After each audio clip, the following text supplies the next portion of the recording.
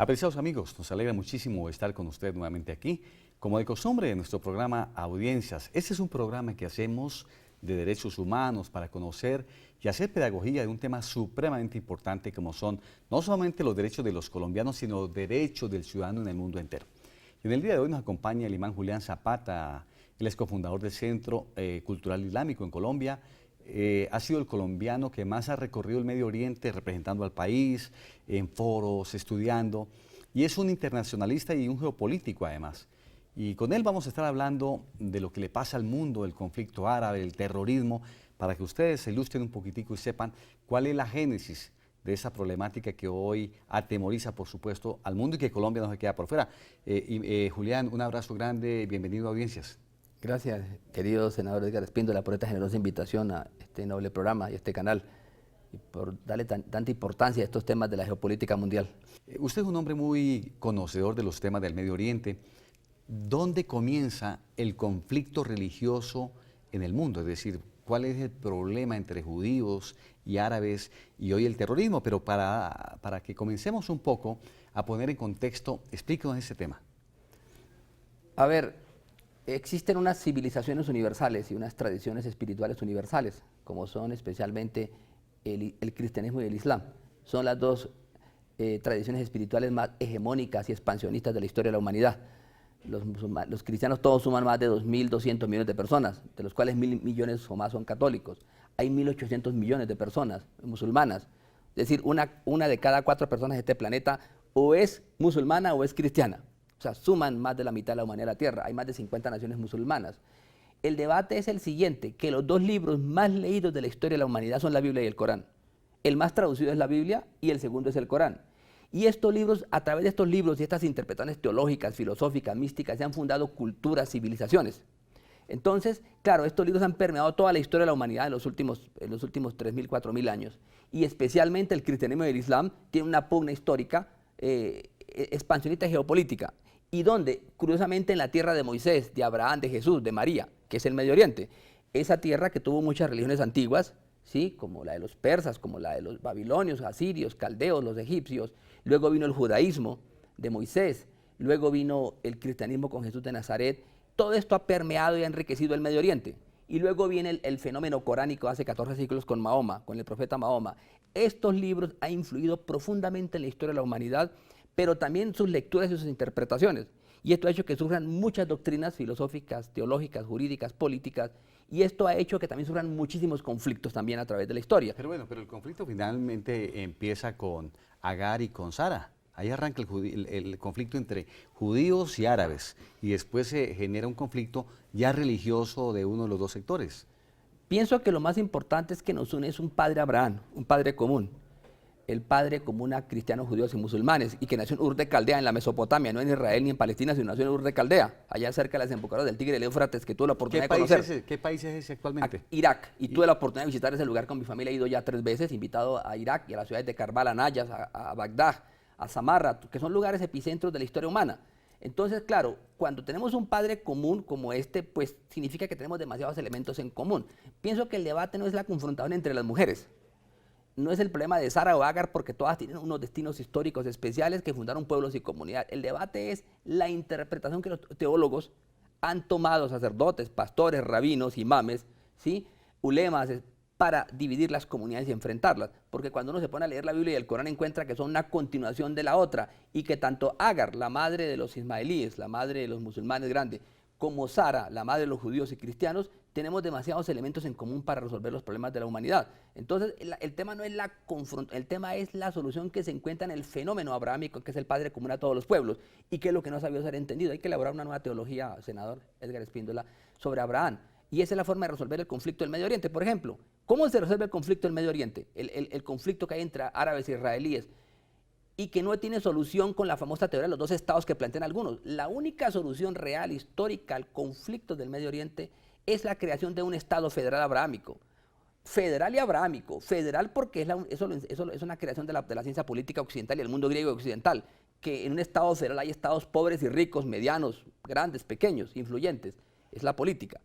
Y abrahámico porque es el padre que nos une. Ninguna otra interpretación nos va a servir en los próximos años. Cualquier solución que se dé a dos estados entre palestinos e israelíes va a fracasar porque no podemos dividir lo que es sagrado. Lo que es sagrado es indivisible. No podemos dividir Jerusalén. No podemos dividir una tierra porque nadie se va a poner de acuerdo, menos donde hay partidos políticos ideologizados, ahora donde la religión ha sido ideologizada en el Medio Oriente por parte de sectores musulmanes y judíos. Hezbollah, por ejemplo, que Sí, además... o los sectores extremistas israelíes, entonces que mataron a un mismo rabín, que mataron a un mismo líder político de ellos mismos. Entonces, claro, cuando se ideologiza la religión, se politiza la religión, no se puede resolver un conflicto. Entonces, claro, la única solución real al conflicto del Medio Oriente es un Estado federal abrahámico, porque eso puede resolver el conflicto por 500.000 años. Pero toda otra solución o partición que se haga, nadie va a estar contento, solo va a fabricar guerras. Y realmente ese lugar, aunque tiene el tamaño del departamento del Tolima o del Huila, la zona de Palestina, Israel, es increíble porque ese lugar ejerce una tremenda influencia en la historia de la humanidad. O sea, todo el mundo confluye allí espiritualmente, los seguidores de la Torá, del Antiguo Testamento, del Evangelio, del Corán, es decir, es un punto de confluencia espiritual de todas las culturas y civilizaciones. ¿Qué hacer con Jerusalén, por ejemplo? A Jerusalén hay que proclamarla dentro de un Estado federal abrahámico una capital mundial internacional. Bueno, pero así está hoy consagrada, como una capital mundial internacional. Una capital, pero tiene que ser guiada por los hijos de Abraham, un alcalde judío, un alcalde cristiano, un alcalde musulmán cada 4 o 5 años, un ayuntamiento o parlamento que tenga la representación de todas las culturas. O sea, como un frente nacional, lo que pasó en Colombia en la época de la Sí, violencia. un frente abrahámico, pero esto es mucho más representativo porque estamos hablando de la representatividad universal. Por ejemplo, en estos momentos entre la disputa que hay entre árabes, entre judíos y musulmanes, estamos dejando por fuera a los cristianos. Los cristianos hicieron unas cruzadas en la Edad Media, 8 cruzadas que dejaron millones de muertos porque reivindicaron ese lugar y se tomaron Jerusalén a sangre y fuego en la primera cruzada. Cuando el Papa apoyó y claro, los acompañó todo papas ese tema. apoyaron a los reyes y todos se lanzaron con millones de hombres a conquistar Jerusalén. Que además La pregunta es, querían retomar Jerusalén. Claro, querían retomar porque Jerusalén. los árabes se los habían tomado y no se querían ir. Cierto, pero resulta que ahora lo hace el Estado de Israel y una ideología que se llama el sionismo. O sea, se ideologiza el judaísmo a través de una ideología llamada el sionismo, que es la ideologización y politización de la religión judía. Luego politizan al Islam con el Hamas y el yihad islámico también. Y también vendrá en el futuro una politización de sectores cristianos fundamentalistas sionistas que van a decir, nosotros también tenemos derecho a estar en esa historia. Entonces no van a parar nunca las guerras. ¿Cómo paramos esas guerras? Un Estado federal abrahámico. ¿Quién va a discutir a Abraham? ¿Quién va a discutir que haya un alcalde? ¿Qué humanidad va a discutir en el futuro? Una humanidad civilizada, ¿sí? Espiritual. ¿Va a discutir que haya un alcalde judío, un alcalde musulmán, un alcalde cristiano que se turne en el poder? Por supuesto que alguien puede decir que eso es romántico, pero es lo ideal, es la solución real. Lo otro son guerras. Es una salida. Es una salida digna, inteligente, y lo otro son guerras y conflictos. Es lo que tenemos que parar. Todos sabemos que el hilo de la paz o la guerra pende de un hilo si no resolvemos el conflicto árabe-israelí, el conflicto que hay en el Medio Oriente, que es un detonante, un Israel que tiene armas nucleares, unas naciones musulmanas que quieren tener armas nucleares, ya Pakistán tiene armas nucleares, Arabia Saudita se sabe que tiene armas tácticas nucleares, ¿sí? Turquía es una potencia, es decir, hay un renacimiento del mundo musulmán, pero el problema es que tenemos un Islam ideologizado. No es el mejor que quisieras tener, no quisiéramos tener eso, pero tenemos un cristianismo ideologizado también en Estados Unidos evangélico, que promueve las guerras en el Medio Oriente y apoya a los partidos republicanos y demócratas en sus guerras. Tenemos unos sectores ideologizados en todos los campos, en todas las religiones, que se hacen peligrosas, no solamente en el Medio Oriente. En Colombia la religión se ha ido ideologizando y politizando, y lo vemos en los debates de los plebiscitos, lo vemos a través de la historia de 12, 13 guerras civiles que hemos tenido, donde la religión ha jugado un papel fundamental en la paz o en la guerra. Entonces, cuando no podemos entender el verdadero papel civilizador, humanizador y espiritual de las religiones, y dejamos que se desboque en factores externos como la política, pues tenemos que tener cuidado. Por eso, a través de la historia, los grandes políticos, los grandes maestros espirituales, siempre han tenido cierta reticencia a la intervención de los asuntos políticos en la religión. Pero bueno, vamos a unos mensajes institucionales y retornamos nuevamente aquí con este tema de Oriente Medio y del terrorismo religioso. ¿Sabe usted cómo está conformado el Congreso de la República? El Congreso de la República está conformado por 2 cámaras. El Senado con 102 miembros elegidos a nivel nacional y la Cámara de Representantes compuesta por 166 integrantes elegidos en los departamentos. A su vez, el Congreso está dividido en 7 comisiones constitucionales que se especializan en temas para facilitar el trámite legislativo y de reforma constitucional. Entre los temas más relevantes que tratan las comisiones son la Comisión Primera, Reformas a la Constitución y Derechos Fundamentales. La Comisión Segunda trata temas internacionales y de seguridad nacional. La Comisión Tercera, Impuestos y Crédito Público. La Comisión Cuarta, Presupuesto. La Comisión Quinta, temas agrarios y de medio ambiente. La Comisión Sexta, servicios públicos, educación y cultura. Y la Comisión Séptima, salud y vivienda. Encuentra más información en nuestro portal web. Canal Congreso. Aquí vive la democracia. ¿Sabe usted cómo se hacen las leyes en Colombia? Según la Constitución y la Ley Quinta de 1992, estas pueden ser estatutarias, orgánicas y ordinarias. El procedimiento se puede dividir en 3 partes: iniciativa, debates y sanción. ¿Quiénes pueden presentarlas? Cualquier congresista, algunos altos funcionarios del Estado y los ciudadanos a través de la iniciativa popular. Después de presentado el proyecto de ley, este debe superar 4 debates en el Congreso. Estos debates inician en una de las comisiones de acuerdo a la temática del proyecto de ley. Luego pasa a ser debatido y votado en la plenaria de la respectiva Cámara. Posteriormente, el procedimiento de debate se repite en la otra Cámara. Al ser aprobado en los 4 debates, el proyecto de ley debe ser sancionado por el presidente para que entre en vigencia y se convierta en ley de la República. Encuentra más información en nuestro portal web. Canal Congreso. Aquí vive la democracia. Bueno, hoy con Julián Zapata, él es imán y cofundador del Centro Cultural Islámico.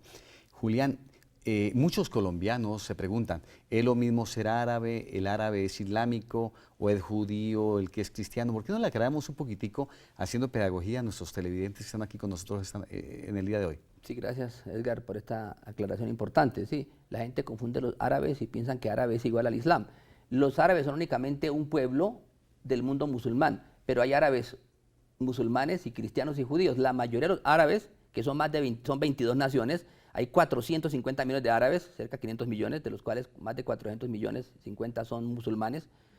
Y lo que pasa es lo siguiente, que esos árabes musulmanes son únicamente el 15% del mundo musulmán, del mundo islámico. Es decir, el mundo musulmán árabe es una minoría dentro del gran mundo musulmán. Por ejemplo, hay más de 250 millones de musulmanes en Indonesia, hay más de 250 millones de musulmanes en la India musulmana, hay 200 millones de musulmanes en Pakistán. Estamos hablando de cifras gigantescas, de una civilización que tiene 1.800 millones. Es decir, de esos 1.800 millones de musulmanes, solo 450 son árabes musulmanes. Y por supuesto, esas naciones, anteriormente, esas naciones árabes, muchas fueron en el pasado cristianas. La mayoría se hicieron musulmanas cuando aparece el fenómeno de Mahoma y el Corán, siglos octavo, noveno, décimo. Y eso hace los convertían con la espada, más o menos. Una pregunta. Se ha dicho eso, pero no hay ninguna razón histórica para afirmar ello, porque la verdad es que nunca dejaron los principios cristianos. De hecho, no es que hayan dejado de ser cristianos totalmente, sumaron al cristianismo el Corán. Como antes los cristianos que eran judíos, se hicieron cristianos, no renegaron del judaísmo ni del Antiguo Testamento, sumaron al Antiguo Testamento el Evangelio y luego el Corán. Es decir, lo que se ha dado en el Medio Oriente es la suma de muchas tradiciones espirituales, unas que se han superpuesto unas sobre otras, pero no negándolas. No se negó la tradición abrahámica de Moisés, no se negó tampoco a Elías, a Enoc, no se negó la tradición de Jesús y el Evangelio de María. De hecho, los musulmanes somos muy marianos, yo soy, por ejemplo, muy mariano. Entonces, son corrientes históricas del Islam. ¿Qué diferencia hay entre los árabes y los persas? A ver, lo que ocurre es que los dos se hicieron musulmanes. Lo que pasa es que los persas, cuando llegó el Islam a Persia, era un imperio influyente. Claro, el imperio medio persa. El imperio persa, el imperio de Ciro, Darío el Grande, ese imperio se hizo musulmán. Y al hacerse musulmán enriqueció al Islam, lo mismo que los turcos, porque los persas eran muy refinados en literatura, filosofía, arte, ciencia política. Entonces, esos elementos refinados del mundo persa se integraron con el mundo musulmán y lo enriquecieron, lo mismo que pasó con el mundo turco. Y ahí lo que hubo lo mismo pasó con la India, cuando los musulmanes, cuando la India se hizo una parte musulmana, o el centro de Asia, que era budista, y la India se hizo musulmana, se enriqueció el mundo espiritual, no renegó del mundo pasado. A eso se debe que es una civilización bastante compleja el Islam, y es que no existe en la historia una civilización como el Islam, donde gente de diferentes tradiciones espirituales hayan hecho musulmanas a la vez. Budistas, hindúes, cristianos, judíos, religión egipcia, los babilonios, los persas, zoroastrianos. Es decir, es un caso único en la historia humana el fenómeno musulmán. Por eso hay que estudiarlo con más seriedad. No fue la espada, porque la espada nunca hubiese alcanzado para asimilar el Islam, porque la espada dura un tiempo, como pasó con Roma o con el mundo griego, pero no dura 1000 años. Y esos pueblos hace más de 1000 años se tomaron el Islam, no para renegar del pasado, sino para crear un modelo de hombre civilizador nuevo y universal. Es decir, Buda es un profeta de Dios, Krishna es un profeta de Dios, como Jesús, como Hermes Trismegisto, como Zoroastro. Es decir, lo que hizo el Islam fue sumar una cantidad de tradiciones espirituales a su tradición universal y hacerlo muy multidimensional. Porque recuerden que el Islam dice que Dios envió profetas a todos los pueblos. Es decir, si Dios envió profetas y libros sagrados a todos los pueblos, significa que todos estos pueblos tienen mensajes reales y divinos y reales y verdaderos. Ocurre con nuestros pueblos como los chibchas, ¿no? Los muiscas. Para nosotros, los musulmanes, Bochica es un gran profeta de Dios, o el Quetzalcóatl de los aztecas, o el Kukulcán de los mayas. Entonces, esto quiere decir que tiene una visión universal de la humanidad y de la historia del Islam. Una cosa diferente son los fanatismos, que empiezan a perseguir a otros pueblos y culturas y religiones. Esto ya nada tiene que ver con el Islam, sino con asuntos ideológicos y políticos, que es lo que ha pasado ahora en el Medio Oriente con Al-Qaeda, el Estado Islámico, Boko Haram, Al-Nusra. Todo el tema del terrorismo religioso, El terrorismo. Además, ese tema de terrorismo religioso está hoy preocupando al mundo, empezando por el 11 de septiembre del 2001, cuando derribaron las Torres Gemelas, Al-Qaeda derribó las Torres Gemelas. Pero recientemente hemos tenido unos ataques terroristas en Francia, en España, ahora en Londres. Y la pregunta dice, bueno, estos son islámicos, ¿por qué algún grupo extremista religioso islámico termina siendo terrorista? Recordemos que dentro del sector islámico hay dos sectores muy fuertes, el sunismo y el chiismo, pero explíquenos un poquitico de dónde arranca, dónde comienza ese terrorismo religioso. Claro, la humanidad se encontró, gracias Edgar por esa pregunta, porque la humanidad se encontró con un fenómeno que no entendía. 11 de septiembre. Atentados terroristas, tumban las Torres Gemelas, atacan el Pentágono, luego vemos atentados terroristas en Londres, en París, en Madrid, en todas partes, y hay un terrible bombardeo sobre muchas capitales del mundo, de Asia, de África. Obvio, las más impactantes son las de Occidente. Lo que no se le ha podido explicar bien al occidental, a la opinión pública, es que este no es un asunto de una religión del Islam contra Occidente.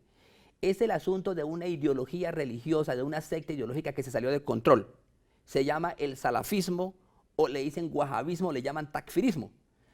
Esta ideología surgió... ¿Por qué lo llaman así?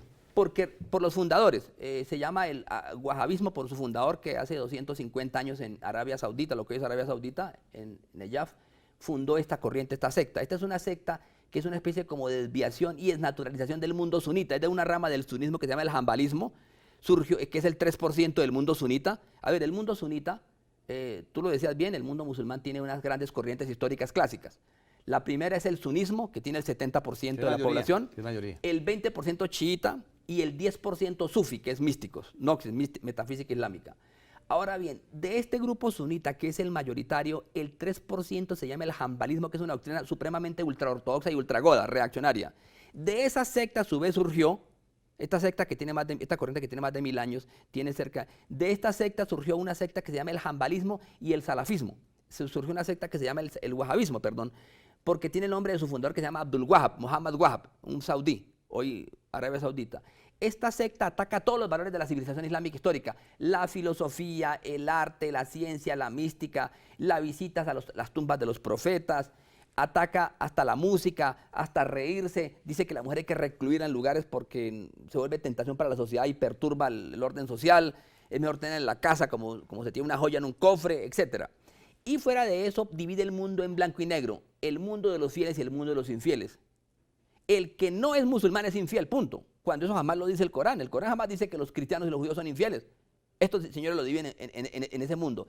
Y fuera de eso, esta secta divide al mundo entre el mundo de la paz y el mundo de la guerra. El mundo del Islam, Dar al-Islam, y el mundo de la guerra, Dar al-Harb. Entonces, claro, esto es un mundo siniestro donde el que no es musulmán hay que estar en guerra con él. A eso se debe que ustedes ven que estos señores talibanes, por ejemplo, entonces la gente se confunde porque dice, bueno, hoy surgió Al-Qaeda, los talibanes en Afganistán, sí, Boko Haram, Al-Nusra, ahora el Estado Islámico, y la gente dice, bueno, ¿de dónde salen todos estos nombres? Bueno, la verdad es que independiente del nombre, todo tiene una casa matriz. La casa ideológica matriz, ideológica y religiosa, se llama el salafismo, wahabismo, takfirismo. La madre que surgió hace 250 años y que va en contravía de 1000 años de historia de la civilización islámica. Entonces han ido mutando de nombres. Hoy es el Estado Islámico y mañana puede ser otra cosa peor. Pero lo sorprendente es lo siguiente. ¿Por qué el mundo occidental tiene relación con esta secta que es tan peligrosa? Y por eso lo denuncia Sebastián Gorka, un asesor del presidente Trump. Y lo denuncia, por ejemplo, Michael Flynn, el general que le hicieron renunciar de Seguridad Nacional. Ellos denuncian que hay una serie de sectas que no han sido estudiadas, unos fenómenos que no han sido estudiados ideológicos, no solamente el caso de Irán, también, y su chiismo y su revolución, sino estas ideologías. Entonces, el mundo occidental está abocado porque resulta que ¿quién es el que financia esta ideología que se llama el salafismo? El principal exportador de esta ideología es Arabia Saudita, Sí. Kuwait, Qatar, Emiratos Árabes. Y resulta que estos señores son los principales socios del mundo occidental, de las potencias occidentales. Y resulta que a su vez estos señores tienen inversiones en la banca occidental, en el Tesoro Público de las Naciones, en los clubes de fútbol, compras mundiales de fútbol. Y resulta que la ideología responsable del terrorismo es esta ideología, pero resulta que cuando hay atentados terroristas se habla de los muertos, no de la ideología que lo provocó. Dicen, fue el Estado Islámico. Pero nadie se toma el trabajo de decir, un momento, o fue Al Qaeda el 11 de septiembre. Pero un momentico, ¿cuál es la ideología matriz, la madre ideológica de estos grupos terroristas? Nadie quiere tocar el tema, se volvió prohibido. Y esto ha hecho que, por eso ganó Trump. Trump gana por las mentiras de la Clinton, de los Bush, de los Obama. Y un grupo de gente que no votaba en Estados Unidos, tradicionalmente no votaba, decidió votar porque se cansó de tantas mentiras, es decir, utilizar el presupuesto del pueblo para librar guerras en el Medio Oriente, pero en última no saben contra quién pelean. Entonces, claro, Estados Unidos y Occidente están peleando contra un enemigo invisible. Estamos peleando como occidentales con un enemigo invisible, pero eso no es nada. Pregunta, cuando uno va a observar la ideología que es el salafismo, wahabismo, ¿quién la exporta? Resulta que se llama un organismo que se llama la Liga Mundial Islámica, que está en Arabia Saudita, es uno de sus grandes patrocinadores. Y esta Liga Mundial Islámica, que fue creada en 1962, tiene un presupuesto mayor que el Ministerio de Defensa de Arabia Saudita, que es un ministerio rico. Pero bueno, vamos a unos mensajes institucionales y retornamos para seguir hablando de este apasionante tema del terrorismo religioso en el mundo. ¿Sabe usted cuáles son las funciones del Congreso? El Congreso de la República de Colombia desarrolla múltiples funciones esenciales para el funcionamiento de nuestra democracia. Estas son asignadas por la Constitución y la ley. Tiene, entre otras funciones, la función de reformar la Constitución mediante actos legislativos. Además, crea, modifica y anula las leyes. Así, el Congreso establece, por ejemplo, cómo se van a invertir los recursos de los colombianos. También tiene la facultad de citar a ministros y a otros funcionarios públicos para indagar, obtener información y exigir acciones frente a su gestión. El Congreso elige a algunos de los altos funcionarios del Estado. Además, puede, si es el caso, investigarlos y juzgarlos. Encuentra más información en nuestro portal web. Canal Congreso. Aquí vive la democracia. ¿Sabe usted quién puede presentar proyectos para que se conviertan en ley? En Colombia pueden presentar proyectos de ley los senadores y representantes a la Cámara, los ministros, las altas cortes, entre otros altos funcionarios del Estado, quienes poseen iniciativa legislativa. También la iniciativa legislativa es un mecanismo de participación que faculta a los ciudadanos, a concejales o diputados del país a presentar proyectos de ley o de reforma a la Constitución. Para presentar una iniciativa popular por parte de los ciudadanos se debe elegir un comité promotor de la propuesta e inscribir la solicitud. Luego se debe recolectar un número de firmas válidas igual o superior al 5% del censo electoral. Si se cumplen estos requisitos, la registraduría expedirá la certificación. Con esto, el proyecto de ley o de reforma a la Constitución podrá ser radicado en las secretarías del Congreso y deberá iniciar su trámite con mensaje de urgencia para que tenga prioridad sobre los demás proyectos. Encuentra más información en nuestro portal web. Canal Congreso. Aquí vive la democracia. Julián Zapata, usted que es un geopolítico, bueno, usted que es politólogo además, muchos países tienen negocios con el occidente y esos países están patrocinando el terrorismo. Esos que nos hablaba hace un momento, ¿por qué no han sido descubiertos? Bueno, primero hay una gran desinformación de la academia, de los medios de comunicación y de la clase política pues, que sale de las universidades, de la academia. Hay un desconocimiento total.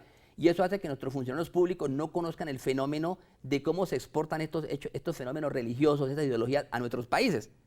¿Sí? Voy a colocar un ejemplo sencillo de lo preocupante de esto para nosotros como musulmán, lo digo como musulmán colombiano, occidental, libre pensador del trópico. Lo analizo lo siguiente. El organismo de inteligencia máximo de Turquía le manda un informe al Parlamento turco diciendo que hay unos grupos que son terroristas, organismos mundiales terroristas declarados por el Estado turco, que tienen sedes en América Latina, entre ellos Colombia. Dice que tienen centros de estudios sobre Turquía, una organización que se llama Fethullah Gülen. Fethullah Gülen es un clérigo que tiene una controversia con el actual gobierno turco. Y el gobierno turco le quisieron dar un golpe de Estado el pasado 15 de julio del 2016 al gobierno de Erdogan. se llama, y acusa a Fethullah Gülen, y el gobierno turco pide la extradición de este clérigo que está en Estados Unidos. Hay una controversia tremenda con el gobierno turco y Estados Unidos. Bien, el gobierno turco denuncia que esta organización tiene tentáculos en todo el mundo, con centros supuestamente de estudios turcos, pero que su objetivo es puramente sectario, entre ellos América Latina, y denuncia que en Colombia, dice el informe de inteligencia turco, que hay centros de estudios de estos en la Universidad del Rosario en Colombia, en la Nacional en Colombia y en la Universidad de Antioquia. Entonces la pregunta que nosotros nos hacemos es, bueno, independiente de que esto sea cierto o no sea cierto, este enfrentamiento político entre dos sectores fundamentalistas en Turquía, el gobierno de Erdogan, que es fundamentalista, y el de Fethullah Gülen, independiente de que sea cierto o no, que es terrorista o no, la pregunta es, ¿qué estamos haciendo nosotros para estudiar el tema? Nada. ¿Por qué no estamos haciendo nada? Porque Colombia se quedó sin inteligencia civil. Ese es el tema central. Tú que conoces de temas de defensa porque formaste parte de comisiones de estos temas en el Senado. Colombia suprimió su inteligencia civil porque acabó con el DAS. No era suficiente acabar con el DAS. Yo no puedo acabar con el Congreso porque hay gobernantes corruptos, congresistas corruptos. O no voy a acabar con la Corte Suprema de Justicia y las Cortes porque hay magistrados corruptos. Yo no puedo hacer eso.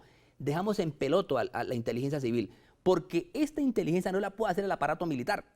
Es muy difícil porque tiene otras características la inteligencia civil. Entonces, ¿qué pasa?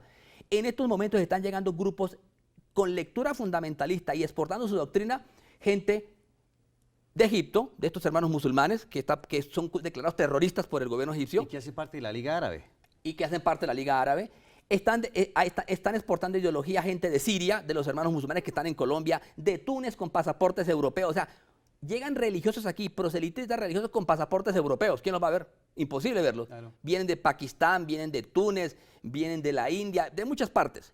Y fuera de eso, más lo que exporta Irán, la revolución islámica que exporta Irán. Entonces, claro, el debate para mí como pensador musulmán y como un representante musulmán y como un religioso, como un sacerdote musulmán, como un imán y como un miembro del Consejo Asesor Interreligioso del Ministerio del Interior es, la pregunta es la siguiente: ¿cómo vamos a permitir que se politice e ideologice el hecho religioso en Colombia? ¿Cómo vamos a permitir que no se haga un estudio serio de qué religiosas están llegando a Colombia? ¿Qué tipo de proselitismo? Separar eso de la religión seria, ortodoxa, clásica, de fenómenos ideológicos. Entonces, claro, estamos quedando desnudos ante unas realidades que no conocemos. Y otra cosa importante que no queremos entender, si esta ideologización de la religión ya ha producido ataques terroristas fuera de control en Europa y en Estados Unidos, ¿qué nos queda a nosotros que somos tan porosos? O sea que si a futuro podríamos tener ataques terroristas, porque hay que aclarar, la mesa está servida para claro, todo eso. Hay que aclarar a los televidentes que el wahabismo consideran que es necesario que los infieles, que somos colombianos, claro, y los latinoamericanos debemos convertirnos o se convierten a la no hay guerra. O nos morimos. Y otra cosa, tenemos en peligro la soberanía porque resulta que esta ideología no respeta a los líderes, a los libertadores, los patrimonios históricos, los folclores, porque la música está prohibida, no reconocen que Bolívar o Santander o Antonio Nariño son patrimonio de esta historia. Es decir, ellos consideran, por ejemplo, que un sitio como San Agustín es de idolatría. Alguien puede coger, un fanático, esto puede coger un mazo y romper las estatuas de San Agustín. Entonces, claro, lo que estamos mirando es, ¿cuál es la solución ahora? Okay. Ahora, el tema es el siguiente. Sí, el imán Julián Zapata habla siempre de los conflictos, pero también hablamos de las soluciones. Ok, ¿cómo solucionamos el tema? El primer tema es la reforma de la academia. Hay que introducir cultura religiosa en nuestro medio académico y cultural. Hay que implementar una cátedra de historia y filosofía de las religiones obligatoria en colegios y universidades para estudiar el hecho religioso, ser autocríticos. No implantar un dogma confesional, sino estudiarlo, porque resulta que en Colombia el fundamentalismo religioso católico, luego el evangélico y luego los fundamentalismos de libre desarrollo de la personalidad dejaron por fuera la religión, de estudio, de la cátedra, del estudio formal.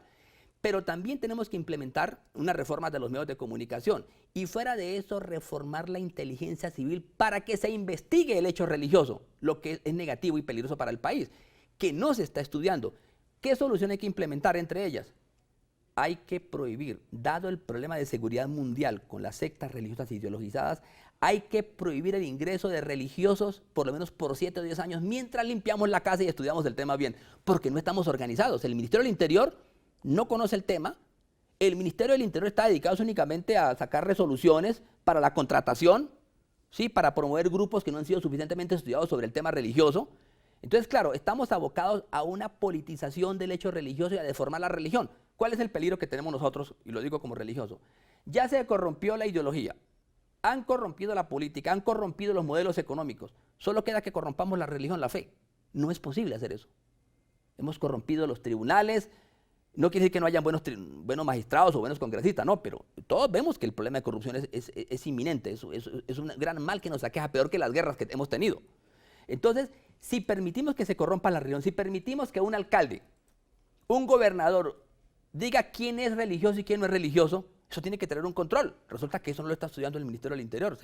A través de una resolución 2615 del 2009, en la época de Valencia Cosio, se nombró un comité asesor interreligioso del cual yo formo parte. Resulta que no está siendo consultado sobre temas vitales para el hecho religioso y la seguridad del país. Es preocupante.